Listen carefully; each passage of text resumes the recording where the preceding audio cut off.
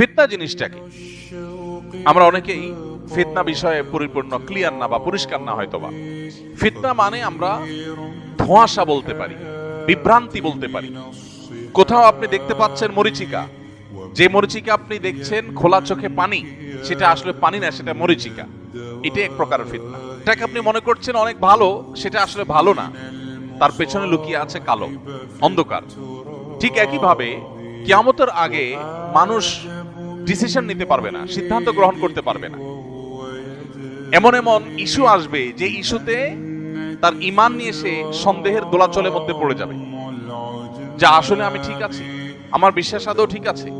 এমন এমন ক্রাইসিস আসবে, কখনো হয়তো উন্নয়নের নামে, উন্নতির নামে, গবেষণার নামে, জীবনমানকে উন্নত করার নামে, সায়েন্স এবং টেকনোলজির নামে, নানা নামে পৃথিবীতে এমন এমন পরিবেশ তৈরি হবে যে মানুষ রীতিমতো তার বিশ্বাস, তার ঈমান নিয়ে সংশয়ের মধ্যে পড়ে যাবে। আজ এই সংশয়বাদ ঘরে ঘরে, জনে জনে, এটাকে আমরা আজকের পৃথিবীর নতুন তুফান বলতে পারি।